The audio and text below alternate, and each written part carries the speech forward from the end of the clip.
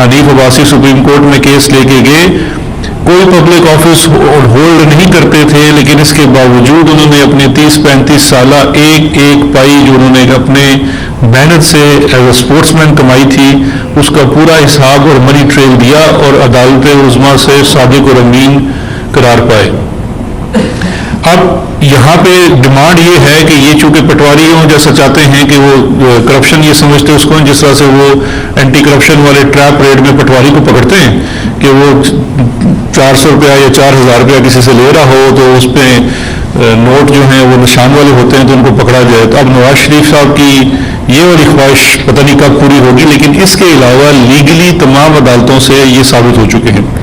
اچھا، اب یہ چونکہ یہ سب میں شامل ہے، یہ جھوٹ خود نہیں بولتے تھے، ان کے صاحبزادے بھی آپ نے دیکھا وہ انٹرویوز آئے تھے، پھر ایک صاحبزادی مریم نواز اور مریم صفدر، وہ بھی کنفیوژن رہتی ہے۔ ان کا فرمان یہ ہے کہ جی شروع میں فرمایا تھا میری لندن تو کیا پاکستان میں بھی کوئی پراپرٹی نہیں ہے، پھر اسی جس اقامے کا رونا روتے ہیں اسی اقامے کی آڑ میں جو 1 ارب سے زیادہ کی منی لانڈرنگ ہوئی سعودیہ سے پاکستان ہل میٹل کے نتیجے میں، اس کی عوض ہزاروں کنال زمین یہاں پہ خریدی اور وہ بھی کس طرح سے کوڑیوں کے بائی خریدی، وہ بھی ایک لمبی داستان ہے، لیکن جھوٹ کا ایک سلسلہ ہے۔ اور اب ریسنٹ اس جھوٹ کے سلسلے میں کنیکشن یہ ہے ابھی کی سٹوری میں کہ جب یہ لندن سے خبر آئی کہ لندن کی ہائی کورٹ نے ایون فیلڈ کی اٹیچمنٹ کا مقدمہ خارج کر دیا، اتنی خبر تھی، نہ کسی نے آرڈر دیکھا، نہ دیکھا کہ اس کے اندر کس بابت یہ آرڈر جاری ہوا ہے۔ اور مجھے نہیں پتا کہ یہ مریم نواز یا نواز شریف صاحب کچھ پڑھتے لکھتے ہیں یا کوئی آرڈر دیکھتے ہیں یا بیان بازی کرنے سے پہلے، یا کوئی ان کے وکیل بھی ہوں گے، ظاہری بات اتنے مالدار لوگ ہیں، اتنے میاں صاحب تو شکایت بھی کرتے رہے کہ وکیلوں کو فیس دے دے کہ ان کا حال برا ہو گیا، پتہ نہیں کسی سے مشورہ کرتے یا ویسے ہی جو بیانیہ ہے وہ جھوٹ کے اوپر مبنی ہے۔ تو انہوں نے نواز شریف صاحب نے، میں نے دیکھا تھا انہوں نے ایک انٹرویو بھی دیا لندن میں کہ دیکھیں جی بالکل ہمیں تو بری کر دیا، لندن کی عدالت نے بری کر دیا ایون فیلڈ اپارٹمنٹس کے اوپر۔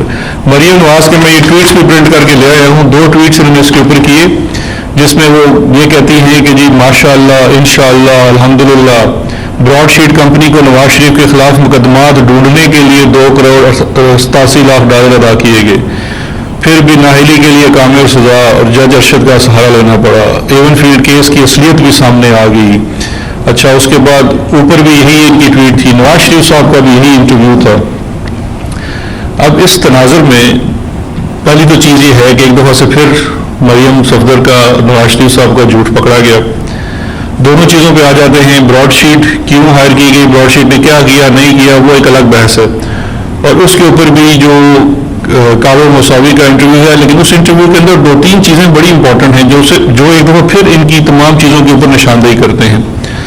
اب جو پہلی تو بات ہے کہ جب آ جاتے ہیں جو انہوں نے کہا کہ کاوہ یہ براڈ شیٹ کے مقدمے میں ان کو بریت ہوگی اور لندن کے ایون فیلڈ اپارٹمنٹ ثابت ہو گئے کہ ٹھیک تھے۔ جو کل کا انٹرویو اگر آپ لوگوں نے دیکھا ہو تو اس کے اندر جو اس نے الفاظ استعمال کیے ہیں وہ یہ کہتا ہے کہ it is pack of lies, they are trying to spin the facts, complete lies. اور ایک بڑی امپورٹنٹ چیز انہوں نے کی اور انہوں نے کہا کہ یہ فرسٹ ریٹ اسپن ہے، یعنی کہ چیزوں کو یہ گھمانے کی کوشش کرتے ہیں اپنے فیور میں۔ لیکن ایک بڑی انٹرسٹنگ چیز جو اس کی انٹرویو میں دیکھ رہا تھا کہ سن 2012 میں نواز شریف کے کسی نیفیو نے، اب وہ بھانجا ہے یا بھتیجا ہے، ان میں سے کسی نے کاوہ مساوی کو برائب کرنے کی کوشش کی، اس کو رشوت دینے کی کوشش کی کہ وہ اپنے کلیم سے دستبردار ہو جائے۔ یہ بڑی ایک امپورٹنٹ ہے۔ تو ابھی جتنے بھی آپ لوگوں کے رپورٹرز ہیں جو لندن میں ہیں، جو ان کے ساتھ ہر وقت واک پہ نہیں جاتے، ان کے علاوہ جو تھوڑا سا انڈیپینڈنٹ کام کرتے ہیں، ان کا حق بنتا ہے کہ نواز شریف صاحب پوچھیں کہ وہ کون سا بھانجا ہے، بھتیجا ہے، کیا یہ مساوی کا بیان درست ہے کہ اس نے آپ کو برائب کرنے کی کوشش کی، اور اگر نہیں ہے تو نواز شریف صاحب کے لیے بڑا بہترین موقع ہے، اس کو، وہ بھی لندن میں ہے، یہ بھی لندن میں آج کل فارغ ہیں اور تو کچھ شغل ہے نہیں، تو اس کو سوئی کر لیں ڈیمیجز میں، ڈیفیمیشن میں۔ تو ایک تو اس نے یہ کہا۔ اچھا، دوسرا جو بڑا امپورٹنٹ چیز ہے، میں تھوڑا سا آپ کو اس کی ہسٹری بتا دیتا ہوں کہ آربیٹریشن یہ تھا کیا، براڈ شیٹ کا معاملہ۔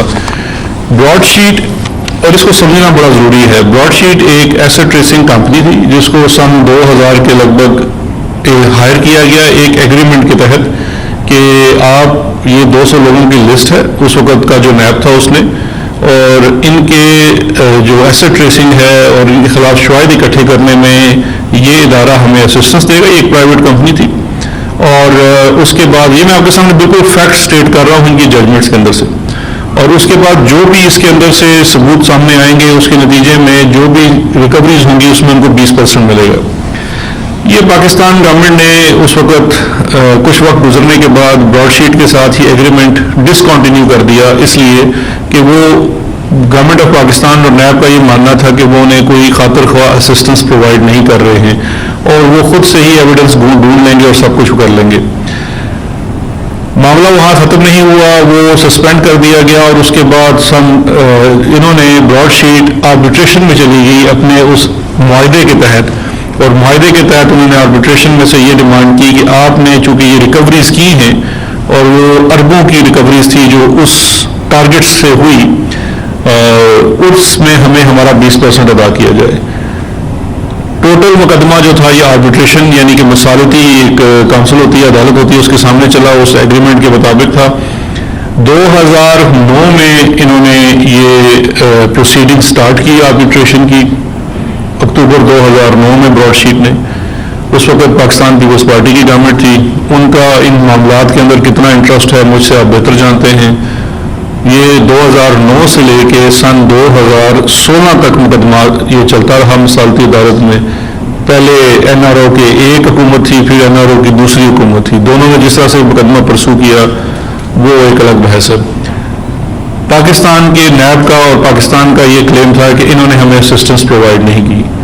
براڈ شیٹ کا یہ کہنا تھا کہ اسسٹنس پرووائڈ کریں یا نہ کریں معاہدے کے تحت آپ ہمیں 20% دینے کے پابند ہیں.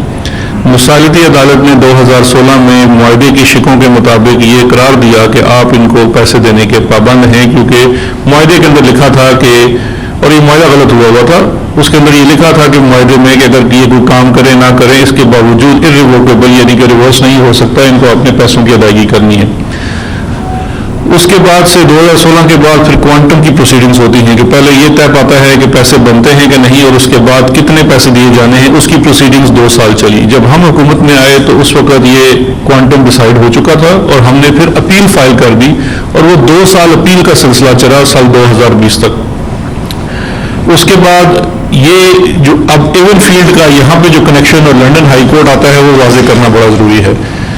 جب ان کو ایوارڈ ہو گیا اور اپیل کا پروسیس بھی مکمل ہو گیا تو انہوں نے جو ان کے حق میں ایوارڈ ہوا اس کو حاصل کرنے کے لیے براڈ شیٹ نے ایون فیلڈ اپارٹمنٹس کے اوپر ایک چارجنگ آرڈر لے لیا لنڈن کی ہائی کورٹ سے. چارجنگ آرڈر یہ ہوتا ہے کہ اس پراپرٹی کے اندر گورنمنٹ آف پاکستان کا انٹرسٹ ہے اور چونکہ ہمارے پاس ایک ججمنٹ ہے گورنمنٹ آف پاکستان کے خلاف ڈیٹ کی، یعنی کہ انہوں نے یہ ہمارے پیسے دینے ہیں، تو اس لیے اس پراپرٹی کے اوپر اس کو ڈسپوز آف نہ کیا جا سکے جب تک ہمارا ڈیٹ ادا نہ ہو جائے. اور اس مد میں اچھا اگر اس لنڈن ہائی کورٹ کے اس چارجنگ آرڈر کو انہوں نے پہلے پروویژنل اس کو چارجنگ آرڈر دے دیا، اور جو پروویژنل چارجنگ آرڈر دیا وہ دیا ہے جون 2020 میں. جون 2020 میں جب وہ پروویژنل چارجنگ آرڈر دیا تو انہوں نے پھر یہ مانا کہ پاکستان کا اس کے اندر انٹرسٹ ہے، کیونکہ اکاؤنٹیبلٹی کورٹ کی ججمنٹ کہہ چکی ہے کہ یہ پراپرٹی جو ہے بحق سرکار پاکستان ضبط کر لی جائے. اب 100% وہ فلی پاکستان کو ریورٹ اب ہوگی جب آپ کا سپریم کورٹ تک یہ معاملہ طے ہو جائے گا.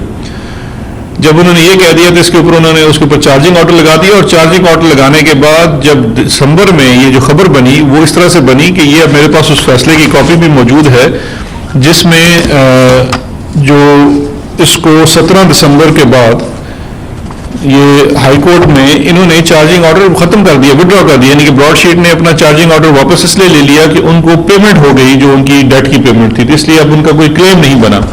تو ٹوٹل پروسیڈنگز جو لنڈن میں ہوئی تھی وہ یہ ہوئی کہ وہ چارجنگ آرڈر ختم ہو گیا، اور ختم اس لیے ہوا کہ براڈ شیٹ کو ان کی پیمنٹ ہوگی، لیکن اس چیز کو ایسے سپن کیا گیا کہ جیسے بقول مریم کے الحمدللہ اور انشاءاللہ اور وہ بے گناہ قرار پائے. تو یہ ان کا ایک اور جھوٹ پکڑا گیا.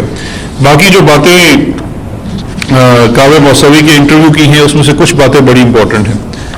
ایک بات تو یہ ہے کہ جس چیز پہ یہ رضائے کر رہے تھے کہ شاید اس بندے نے ان کے حق میں کوئی بات کر دی ہے، اس نے پورے انٹرویو کے اندر بتلا دیا ہے کہ یہ تو ہیں ہی چور اور انہوں نے ہمیں بھی برائب کرنے کی کوشش کی. اور اس کے ساتھ ساتھ انہوں نے ان کے جو لندن ہائی کورٹ کے فیصلے کو اوپر اپنا بیانیہ پیش کرنے کی کوشش کی، اس کو انہوں نے ایکسپوز کر دیا. اور آخر میں یہ جو چیز بار بار دہرائی جاتی ہے اقامے کی کہ جی صرف اقامہ صرف اقامہ، یہ ذہن میں رکھیے کہ یہ صرف اقامے کی بات نہیں ہے. ابھی آپ کے سامنے ایک حالیہ مثال موجود ہے خواجہ آصف کی. یہ اقامے کی آڑ میں پبلک آفس ہولڈر جو ہے وہ اپنے منی لانڈرنگ کو آسانی سے کر پاتا ہے. اب خواجہ آصف کے خلاف جو باقی سارا کیس ہے اس میں سے ایک میں یہ ٹوٹل کیس نہیں ہے خواجہ آصف کے خلاف. خواجہ آصف کے کیس میں مختلف چیزیں ہیں، تمام اثاثوں کا کوئی منی ٹریل نہیں ہے، کوئی سورس آف انکم نہیں ہے، کوئی اس کے پیچھے خرید و فروخت یا کاروبار نہیں ہے. لیکن ایک اثاثہ ان میں سے جو ہے وہ عام آدمی کے سمجھنے کے لیے بڑا آسان ہے اور اقامے کی صورت میں بھی آپ کو سمجھ میں آتا ہے. وہ ہے ان کی دبئی سے 14 کروڑ کی سیلری.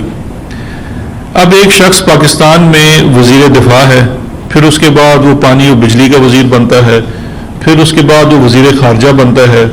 لیکن اس تمام دوران، اس تمام پیریڈ میں وہ دبئی کی ایک کوئی الیکٹریکل یا میکینیکل کمپنی کے اندر تنخواہ دار ملازم بھی ہے، جس نے اپنے ایگریمنٹ کے مطابق، جو اس نے ایگریمنٹ سو کالڈ پیش کیا، 8 گھنٹے کی شفٹ بھی لگانی ہے، ہفتے میں صرف 2 چھٹیاں ہیں، سال میں صرف 20 چھٹیاں ہیں، اور وہ وہاں پہ 50,000 درہم کے اوپر ملازم ہے. اور وہ پیسہ، اور چلیں یہ بات بھی مان لی جاتی کہ اگر کوئی اس کا ثبوت دکھا دیتے، خواجہ آصف کی اس کلیم کا کہ یہ 14 کروڑ روپیہ مجھے سیلری ملی، ایک ڈاکومنٹری پروف وہ پیش نہیں کر سکے 2 سال گزرنے کے باوجود. آپ تمام لوگ مختلف چینلز میں کام کرتے ہیں، اخباروں میں کام کرتے ہیں، میرا نہیں خیال کہ آپ کو 50,000 درہم سیلری ملتی ہوگی. اگر ملتی ہے تو میں آپ کی جگہ نوکری کرنے کو تیار ہوں. جو بھی ہمیں یہاں چھوٹی موٹی تنخواہیں ملتی ہیں وہ بھی کیش شاید ہی کو ملتا ہو، آپ کے اکاؤنٹ میں ٹرانسفر ہوتی ہے، آپ کا کمپنی آپ کو ٹرانسفر کرتی ہے. یہ ایک ایسی واحد نوکری تھی دنیا کی جس نے ان کو اکاؤنٹ میں پیسے ہی ٹرانسفر نہیں کیے، خواجہ صاحب کو کیش پکڑا دیتے تھے. تو اب اچھا، وہ اس کے اوپر بینکنگ سسٹم کیوں سوال نہیں کرتا تھا؟ کیونکہ ان کے پاس اقامہ تھا. نہ وہاں کا بینکنگ سسٹم نے کبھی سوال اٹھایا، نہ یہاں کے بینکنگ سسٹم نے اٹھایا، کیونکہ وہ کاغذوں میں یو اے ای کے ریزیڈنٹ تھے، جبکہ اس دوران وہ پاکستان میں MNA تھے تواتر کے ساتھ، پاکستان میں 3 اہم وزارتوں کے اوپر رہے. اب یہ اگر کرپشن نہیں ہے، یہ اگر منی لانڈرنگ نہیں ہے، تو پھر میرا خیال ہے کہ ان کو وہی، یہ صرف کرپشن کو سمجھتے ہیں کہ پٹواری جو ہے وہ رنگے ہاتھوں پیسے لیتا پکڑا جائے. تو اس کے علاوہ تو یہ سمجھنا بڑا ضروری ہے کہ یہ اقامے کے پیچھے داستان کیا ہے. یہ تمام اقامے ہیں، اور بات یہ ہے کہ صرف اسی پارٹی کے اقامے کیوں نکل رہے ہیں. احسن اقبال کو دیکھ لیں، نواز شریف کو دیکھ لیں، خواجہ آصف کو دیکھ لیں، ساری ٹاپ لیڈرشپ کے پاس اقامہ ہے، اور اس اقامے کے نتیجے میں جتنا پیسہ ہے اس کا کوئی منی ٹریل نہیں ہے. تو اس لیے یہ چیز یہاں پہ کلیئرٹی کرنا بڑا ضروری ہے، اور تواتر کے ساتھ ان کے بیانیے کو ریجیکٹ کرنا بھی بڑا ضروری ہے، سمجھ کے ساتھ، فیکٹس کے ساتھ، دستاویز کے ساتھ، ثبوتوں کے ساتھ. بہت شکریہ. کوئی کوشچن ہے؟ سر باری باری کر لیں یار کوئی. جی پھر آپ کریں. یعنی بڑی مچھلی جو ہے وہ باہر جا چکی ہے، اب دوسری مچھلیاں جو ہیں وہ پکڑی جا رہی ہیں، تو کیا وجہ ہے کہ میاں نواز شریف کس ڈیل کے تحت باہر گئے؟ دیکھیں، نواز شریف کو باہر جانے کے اوپر آپ کے سامنے، آپ کو یاد ہوگا ان کی بیماری کا معاملہ تھا، اور یہاں پہ لمحہ بلمحہ آپ کے توسط سے اور مختلف سوشل میڈیا کے توسط سے کہ اس وقت پلیٹلیٹس کاؤنٹ جتنا ہوتا تھا کہ اب اتنے گر گئے ہیں، اتنے گر گئے ہیں. پھر میڈیکل بورڈ بٹھایا گیا، میڈیکل بورڈ نے ان کی صحت کے بارے میں پوری ایک رپورٹ دی. پھر انہوں نے ECL سے ریموول کی درخواست دی. ECL سے ریموول کی درخواست کے اوپر پوری ڈیلیبریشنز ہوئی، اور جو خدشات آپ کے ہیں وہی خدشات وفاقی حکومت کے تھے، اور انہی خدشات کو مد نظر رکھتے ہوئے ہم نے ایک شرط عائد کی تھی، اور وہ شرط یہ تھی کہ جتنے آپ کے اوپر کرپشن کے کیسز ہیں ان کے اندر جو جرمانے کی اماؤنٹ ہے اور جو آپ نے امبیزلمنٹ ہے جو اس میں الجڈ ہے اور کچھ جگہ ثابت بھی ہو چکی ہے، وہ زر ضمانت کے طور پر رکھا جائے اور پھر ان کو علاج کی غرض سے باہر جانے دیا جائے. تو وفاقی حکومت نے ان کو کنڈیشنل اجازت دی تھی، لیکن اس کے بعد انہوں نے اس حکم کو لاہور ہائی کورٹ میں، آنریبل لاہور ہائی کورٹ میں چیلنج کیا. لاہور ہائی کورٹ نے ان کو پرسنل انڈرٹیکنگ کے اوپر جانے کی اجازت دی، اور اس لیے وہ جوڈیشل آرڈر کے تحت ان کو جانے کی اجازت ملی. لیکن اس وقت نواز شریف صاحب جو جوڈیشل آرڈر تھا وہ اس کی بھی وائلیشن میں ہے، اور شہباز شریف صاحب بھی جو کہ وہ ضمانتی تھے اس کے اندر، تو دونوں اس کی وائلیشن میں ہیں. اس لیے اور ساتھ ساتھ وہ اس وقت اسلام آباد ہائی کورٹ سے جہاں پہ ان کا مقدمہ چل رہا ہے وہاں سے پروکلیمڈ اوفینڈر ڈکلیئر ہو چکے ہیں، یعنی کہ اشتہاری، اور اگر عام زبان میں کہیں تو بگوڑے، تو وہ بگوڑے ثابت ہو چکے ہیں. اب اس میں تو ڈیل کا سوال ہی پیدا نہیں ہوتا. سر مائک نیب کو کوئی اور ہیڈ کر رہا تھا، حالات کچھ اور تھے، پھر پیپلز پارٹی کی گورنمنٹ تھی، پھر نون لیگ کی گورنمنٹ تھی، فیصلہ صرف آپ کے دور میں آیا. کمپنی کے جو ہیں فیصلہ بھی پہلے آیا ہے، جو فائنل اپیل اب ڈیسائیڈ ہوئی، ٹھیک ہو گیا. اس وقت وہ کہہ رہے ہیں کہ اگر گورنمنٹ آف پاکستان آج بھی انٹرسٹ لے تو وہ شواہد کے ساتھ اس کے اندر معاونت کرنے کو تیار ہیں. آپ براہ راست اس معاملے کو دیکھ رہے ہیں، کیا موجودہ حکومت کا، عمران خان کا، تحریک انصاف کا، آپ کا کوئی ارادہ ہے اس کیس کو لے کے آگے پرسو کرنے کا؟ دیکھیے ہم تمام کیسز کو پرسو کر رہے ہیں، لیکن ہمیں ماضی کی چیزوں سے سیکھنا بھی چاہیے. کسی پرائیویٹ فرم کے ساتھ اسسٹنس کا کام کرنا، اس کے کچھ اور قواعد و ضوابط ہوتے ہیں، اور گورنمنٹ ٹو گورنمنٹ کام کرنے میں کچھ اور ہوتے ہیں. میں یہ جو براڈ شیٹ والے صاحب ہیں ان کو ایک دو دفعہ ملا بھی، اور یہ خود کہیں کوٹ بھی کر رہے تھے کہ میں ان کو ملا ہوں. میں ان کو ملا اس لیے تھا کہ جب یہ ایوارڈ ہو گیا تو میں نے کوشش کی کہ ہم ایوارڈ کے اوپر نیگوشیٹ کریں کہ جتنا کم سے کم ہمارے ٹیکس پیئر کا نقصان ہو سکے. اس وقت انہوں نے ہمیں آفر بھی کی اور کچھ زبانی باتیں بھی کی کہ جی ہم آپ کو اسسٹ کر سکتے ہیں، اربوں ڈالرز باہر پڑے ہوئے ہیں. لیکن جو ہمارا پچھلا ایکسپیرینس رہا تھا اس بنیاد کے اوپر اب ہمارا یہ فیصلہ یہی ہے کہ جہاں تک ممکن ہو سکے ہم گورنمنٹ ٹو گورنمنٹ کام کر رہے ہیں. ہمارا اس وقت ایک معاہدہ ہے برطانیہ کی جو آفیشیل ایجنسیز ہیں، نیشنل کرائم ایجنسی ان کے ساتھ ہے، برطانوی ہوم ڈپارٹمنٹ کے ساتھ ہم کام کرتے ہیں. مختلف کیسز ہیں وہاں پہ، دیکھیے اس میں ایک تو ٹیکس پیئر کا کوئی خرچہ نہیں ہوتا، اور اس قسم کی ایونچولیٹیز جہاں پہ کل ایک ایگریمنٹ کے اندر اس طرح کی چیزیں نکل آئیں تو وہ نہیں ہوتی. تو اس لیے اس گورنمنٹ کی یہ کوشش ہے کہ ہم گورنمنٹ ٹو گورنمنٹ کام کریں ہر جگہ، اور جہاں کہیں اسسٹنس درکار ہو وہاں پہ بھی ہم کوشش کرتے ہیں کہ کم سے کم پرائیویٹ فرمز کو استعمال کیا جائے. تو اس وقت ان کے ساتھ تو کوئی ارادہ نہیں ہے.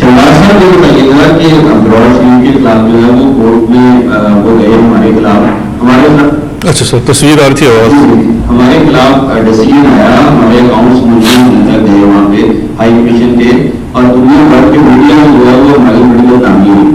ایک تو یہ بتائیے کہ جو اس کے ذمہ دار ہیں ان کے خلاف کوئی کارروائی ہو رہی ہے، کچھ آپ کریں گے؟ اور دوسرا بتائیے گا کہ اسحاق ڈار صاحب جو ہے وہ کس اسٹیٹس پہ باہر ہے؟ اگر انہوں نے اسائلم اپلائی کیا ہے تو کیا حکومت پاکستان اس میں فریق ہے؟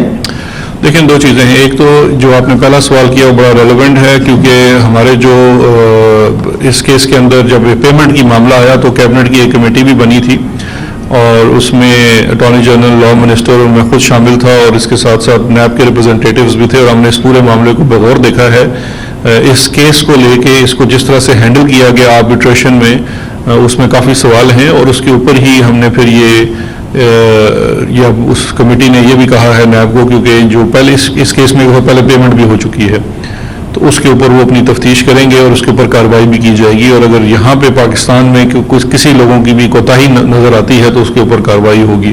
دوسرا جو اسحاق ڈار صاحب کا سوال ہے اس کے اوپر ان کی ایکسٹریڈیشن کو تو لے کے ہمارا MOU جس طرح پہلے آپ جانتے ہیں برطانیہ سے ہوا ہے، اسپیسیفک کیس اسپیسیفک ہے، اسحاق ڈار کا MOU ہے. وہ پروسیس وہ بھی انڈر پروسیس ہے ہوم آفس میں. لیکن جو میری اطلاع ہے جو کہ آفیشیل نہیں ہے، لیکن میری اطلاع کے مطابق انہوں نے شاید اسائلم کے لیے اپلائی کیا ہوا ہے، کیونکہ وہ اس دفتر کے باہر گھومتے پھرتے پائے جاتے ہیں جہاں اسائلم کا انٹرویو ہوتا ہے. جو اسائلم کا کیس ہے اس کے اندر کوئی دوسری گورنمنٹ پارٹی نہیں بن سکتی، وہ on its own merit decide ہوتا ہے. میری اطلاع کے مطابق ان کے اسائلم کی اپلیکیشن کے اوپر کوئی ابھی ڈیسیژن نہیں ہوا ہے، لیکن ہم نے اپنی ریپرزنٹیشنز جو ہیں از خود برطانوی حکومت کو ضرور دی ہوئی ہیں کہ ان کے پاکستان میں کیا معاملات ہیں، کن کیسز کے اندر وہ مطلوب ہیں اور کیا ہیں، تاکہ اگر وہ کوئی ڈیسیژن لیتے ہیں تو اس کے مطابق کیا جائے. اور یہ ایکسٹریڈیشن اور اسائلم کے کیسز دونوں سائملٹینیسلی بھی چل سکتے ہیں، یہ ایک دوسرے کو روکتے نہیں ہیں. اچھا شہناز اکبر صاحب، اسی جگہ جب ایک دفعہ آپ سے سوال ہوا تھا، فیاض حسن چوہان اور شہباز شریف بیٹھے ہوئے تھے کہ نواز شریف کو NRO کس نے دیا، تو آپ نے ہنستے ہوئے کہا کہ محکمہ زراعت سے پوچھے، بعد میں اس کی آپ نے تردید بھی کر دی. اب مسئلہ یہ ہے کہ کیا محکمہ زراعت یا حکومت پاکستان نواز شریف کو یہاں وطن واپس لانے میں سنجیدہ ہے یا نہیں؟ کیونکہ وہاں بیٹھ کر وہ عسکری قیادت کو تنقید کا نشانہ بنا رہے ہیں، ریاست پاکستان کو تو انہوں نے وہاں بیٹھ کے مذاق بنایا ہوا ہے، تو کس طرح واپس لائیں گے؟ قوم یہ جاننا چاہتی ہے. دیکھیے نواز شریف کو واپس لانے کے لیے ہم نے ان کی ڈپورٹیشن کے لیے بھی کہا ہوا ہے برطانوی حکومت کو، اور ایکسٹریڈیشن کو بھی پرسو کر رہے ہیں. یہ دو ڈفرینٹ لیگل میکانزم جس کے اوپر کام چل رہا ہے، اور ان کو بالکل واپس لانے کے لیے اس کے اوپر ورکنگ ہو رہی ہے، اور کیس بھی ان کا مضبوط ہے کیونکہ ان کا اسٹیٹس اسحاق ڈار یا باقی جو مطلوب لوگوں ہیں ان لوگوں سے مختلف ہے، اور اس کی بڑی وجہ یہ ہے کہ یہ سزا یافتہ ہیں. یہ ان کو یہ نہیں ہے کہ ان کا بھی ٹرائل چلنا ہے، ڈٹرمنیشن ہونی ہے، یہ سزا یافتہ ہیں، اور اس وقت ان کو واپس لانے کا مطالبہ جو ہے وہ خود سب سے بڑا جو ہے اسلام آباد ہائی کورٹ کا ہے، جو ان کو پروکلیمڈ اوفینڈر ڈکلیئر کر چکے ہیں. تو اس لیے ان کے کیس میں کافی جان ہے، اور ڈپورٹیشن والا پروسیس بھی ابھی کمپلیٹ نہیں ہوا. اس کے اوپر جو ہماری ریکویسٹ ہے برطانوی حکومت کی، اس کے اوپر وہ کنسیڈر کر رہے ہیں. ابھی آنے والے دنوں میں جیسے ان کا کوئی ڈیسیژن آتا ہے، اگر وہ کوئی پلس یا جو بھی پرو یا کون کرتے ہیں، تو دونوں صورتوں میں ہم اس کو اپیل بھی کر سکتے ہیں اور آگے فردر بھی کام کر سکتے ہیں. یہ بتائیے کہ جس طرح آپ نے بتایا کہ سر باری باری کلم بڑی دیر سے کر رہا ہوں، پھر اس کے بعد آپ کر لیجیے گا. سر 2000 کے اندر جس طرح سے آپ نے فرمایا کہ معاہدہ کیا گیا، معاہدے کی ایک شک تھی کہ اگر اگلی کمپنی کوئی بھی فیسیلیٹیشن فراہم کرتی ہے گورنمنٹ آف پاکستان کو یا نہیں کرتی، دونوں صورتوں کے اندر گورنمنٹ آف پاکستان یہ پیمنٹ کرے گی. تو کون لوگ تھے جنہوں نے ایسا معاہدہ کر دیا جس کے اندر اس طرح کی شک تھی اور پاکستان کا اس کے اوپر اتنا نقصان ہو سکتا تھا؟ کیا ان لوگوں کو بھی پوائنٹ آؤٹ کیا گیا ان کے خلاف؟ کیا دیکھیں جب معاہدہ ہوتا ہے تو ایک ادارے نے معاہدہ کیا، نیب نے معاہدہ کیا. اس وقت کے جو چیئرمین نیب تھے اور پروسیکیوٹر جنرل تھے، وہی دو لوگ ریلیونٹ ہوتے ہیں کیونکہ ڈیسیژن وہ کرتے ہیں. نیب انڈیپینڈنٹ ادارہ ہے، تو یہ ان کا معاہدہ تھا. اب اس ایگریمنٹ کے اس کو کس طرح سے دیکھا گیا نہیں کیا گیا، یہ بھی بالکل دیکھا جانا چاہیے. صاحب یہ بتائیے کہ جس طرح سے شریف برادران پھر پاناما کیسز بنائے گئے، تو تحریک انصاف پر بھی ایک فارن فنڈنگ کیس چل رہا ہے جس کو مسلسل تو لٹکایا جاتا ہے. تو ابھی اس کی جو ہیئرنگ دوبارہ شروع ہو رہی ہے، تو عوام اور اپوزیشن جو ہے وہ حکومت سے امید کر سکتی ہے کہ جس طرح سے پاناما کیس ہے وہ ڈے ٹو ڈے بیسس پر کو چلایا گیا، تو فارن فنڈنگ کیس میں بھی جلدی سے جلد فیصلہ ہوتا ہے کہ عوام کو پتہ لگے کہ اصل معاملہ ہے کیا. جی میرے بھائی، آپ نقاب زدہ انسان ہیں، میں آپ کو پہلے بتا دیتا ہوں، 2-3 چیزیں کلیئر کر دیتا ہوں. پہلے تو ذرا تفریق کر لیجئے 2 کیسز کی. پاناما کا جو کیس تھا وہ عدالت عظمیٰ میں چل رہا تھا، سپریم کورٹ آف پاکستان میں چلا. اس کے بعد اس کیس کے نتیجے میں نواز شریف صاحب بد دیانت اور جھوٹے قرار پائے گئے، ان کو عمر نااہل کر دیا گیا، اور اکاؤنٹیبلٹی کورٹ کو کرپشن سے متعلق مقدمات بھیجے گئے، اور پھر اکاؤنٹیبلٹی کورٹ سے بھی ان مقدمات میں ان کو سزا ہو گئی. فورن فنڈنگ کا جو کیس جس کو آپ کہتے ہیں فورن فنڈنگ کا ہے، اس کے اوپر تھوڑی سی میری آپ سے درخواست ہے کہ آپ اس کے اوپر تھوڑی سی تحقیق کر لیں. یہ الیکشن کمیشن کے سامنے چل رہا ہے، اور الیکشن کمیشن کے سامنے جو فنڈنگ سٹریمز ہوتی ہیں پولیٹیکل پارٹیز کی، اس کے اوپر سوال جواب کیے گئے کہ آپ کے ڈونرز کون ہیں. پاکستان تحریک انصاف نے، چونکہ یہ پاکستان کی واحد پارٹی ہے جو کسی ایک خاندان کی جاگیر نہیں ہے، جس نے عام آدمی کو بھی موقع دیا ہے، اور اس کے اوپر جس طرح سے پوری دنیا میں پولیٹیکل پارٹیز کے فنڈ ریز کیے جاتے ہیں، اس طرح سے اس کے فنڈز ریز کیے گئے. تمام آڈیٹڈ فرمز ہیں، تمام جو آڈٹ ہے وہ اے گریڈ کی کمپنیز کے ساتھ ہوا ہے. ایک جس طرح سے عمران خان صاحب نے اپنے پرسنل کیس کے اندر اپنا پورا وہ سپریم کورٹ کے سامنے پیش کیا تھا، اسی طرح سے اس کیس کے اندر الیکشن کمیشن کے سامنے ہم نے ایک جو اس کے اندر اکاؤنٹ ہے، ایک جو پیسہ آیا ہے، اس کا پورا ٹریل وہاں پہ دے دیا ہے. اس کے ساتھ ساتھ وہاں 2 اور کیسز بھی پینڈنگ ہیں، وہ ہیں مسلم لیگ نون اور پاکستان پیپلز پارٹی کی فنڈنگ کے کیسز. وہ آج تک اپنے ایک ڈونر کا نہیں بتا سکے، ماں سوائے ایک ڈونر کے، اور وہ ہے میاں محمد نواز شریف. اور اس نے جو ڈونیشن دی ہے اپنی پارٹی کو، وہ اسی اکاؤنٹس میں سے دی ہے جو ہل میٹل سے، جس کو اکاؤنٹیبلٹی کورٹ ڈکلیئر کر چکی ہے کہ یہ منی لانڈرنگ کا معاملہ ہے. تو یہ تینوں چیزوں کو تناظر میں دیکھیں. ہم تو ابھی میرے خیال لگا بھی ہوا ہے 16 تاریخ کو، پاکستان تحریک انصاف تو کہتی ہے بالکل آپ اس کو ڈے ٹو ڈے چلائیں اور سامنے کریں. ہم تو کہتے ہیں پبلک ہیئرنگ کریں، دیکھیں آپ کے یہ تحریک انصاف کا جو ہے ٹرانسپیرنسی کا معیار اور ان 2 پارٹیز کا ٹرانسپیرنسی کا معیار، تو ہمیں تو اس پہ یہ بتائیے گا کہ کل پرائم منسٹر نے کہا ہے کہ اپوزیشن کا علاج ہونے والا ہے، اطمینان رکھیں. تو یہ علاج کیسے آپ کریں گے جب کوئی اتنی بڑی گرفتاری ہونے جا رہی ہے؟ نہیں دیکھیں، ایک تو اپوزیشن والا علاج کرانے لندن گیا ہوا تھا، اب باقی پتہ نہیں ان کو میں سنا منانے کے لیے ایک اور علاج کے لیے گئے ہوئے صاحب.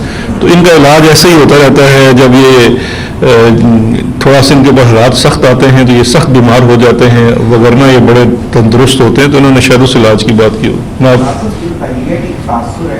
شاید پی ٹی آئی کی گورنمنٹ میڈیا ٹرائل زیادہ کرتی ہے، عدالتوں میں کیس جیتنے میں اس کی شرح کام ہے، کیا یہ درست ہے؟ سر یہ بڑا آپ نے ریلیونٹ سوال کیا ہے، اور یہ اس کے اوپر جواب دینا جو ہے وہ بڑا پرسپیکٹو کے اندر بڑا ضروری ہے. دو چیزیں ہیں. پہلے تو کسی بھی مقدمے کا یا کسی بھی جرم کا ایک پروسیس ہوتا ہے، انکوائری انویسٹیگیشن ہے، پروسیکیوشن ہے، اور اس کا ٹرائل چلنا ہے. مسئلہ یہ ہے کہ یہاں پہ جس لمحے اپوزیشن کے یا کسی بھی پولیٹیکل فگرز کو، بڑے جو لوگ ہیں، احتساب تو کسی طاقتور انسان کا ہوتا ہے نا، غریب ریڑھی والے کا اور پان والے کا آپ نے کیا اس بیچارے کا احتساب کرنا ہے. اب ان سے جب سوال کیا جاتا ہے تو یہ امیڈیٹلی آ جاتے ہیں پولیٹیکل وکٹمائزیشن کا رونا رونے کے لیے، اور ایک بیانیہ بلڈ کرتے ہیں کہ جیسے یہ معصوم ہیں اور دودھ کے دلے ہیں. پورا پاکستان اور خاص کر پنجاب کے لوگ تو گواہ ہیں کہ اسپیشلی پاکستان مسلم لیگ نون کی جو قیادت، جن کا احتساب ہو رہا ہے، وہ کتنے دودھ سے دلے ہیں. ان کے اپنے ووٹ، ان کے علاقے کے جو لوگ کانسٹیچوئنسی کے ہیں وہ بہتر جانتے ہیں. اب اس بیانیے کے اوپر یہ تو نہیں ہو سکتا کہ پروسیکیوٹر یہاں پہ آ کے ان کے سوالوں کا جواب دے. اس نے تو کیس عدالت میں لڑنا ہے، یا وہ ادارے جنہوں نے کام کرنا ہے، اور اس کو اس میں ہونا بھی نہیں چاہیے. نیب کو بھی اس کے اوپر نہیں کرنا چاہیے. اب اس چیز کو جب ہمارے اوپر الزام لگایا جاتا ہے تو ہمارے اوپر لازم ہے کہ ہم آپ کو قوم کو آگاہ کریں کہ ان کیسز میں حقائق کیا ہیں، اور جن جن چیزوں کے حقائق ہم نے آپ کے سامنے پیش کیے ہیں. اللہ کا فضل ہے کہ میں نے جتنے بھی آج تک آپ کے سامنے حقائق پیش کیے ہیں، کسی ایک کے اوپر مجھے چیلنج ہے. یہ ہمارے تقریباً 30 ماہ تو ہو چکے ہیں، مجھے کسی ایک چیز کے اوپر یہ آج تک چیلنج نہیں کر سکے ہیں. انہوں نے شہباز شریف صاحب نے وعدہ کیا تھا کہ مجھے لندن کی عدالتوں میں گھسیٹیں. چیزوں ایک ایک بات جو کی ہے ریکارڈڈ ہے، آپ کے کیمرہ نے محفوظ کی ہوئی ہے. لے چلے مجھے کسی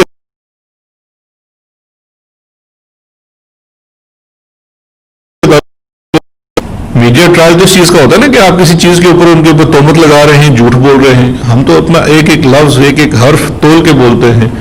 ہم نے تو مطلب، اور ہمیں چھوڑیں آپ، کیا وہ جو لندن بیٹھ کے وہ کعبے مساوی ان کو چور چور کہہ رہا ہے، وہ بھی ان کا میڈیا ٹرائل کر رہا ہے. اور اگر یہ اتنے سچے ہیں تو اس کو چیلنج کیوں نہیں کرتے؟ سارے لندن میں وہاں پہ معاملے طے کر لیں آپس میں. بہت شکریہ. آخری سوال کہ جو مریم نواز سے اس کو طلب کیا گیا چودھری شوگر مل کیس میں، جبکہ وہ پہلے ہی گرفتار تھی. جب مریم نواز کو طلب کیا گیا اس کے بعد فوری طور پر جو ہے وہ تلبی کو منسوخ کیا گیا.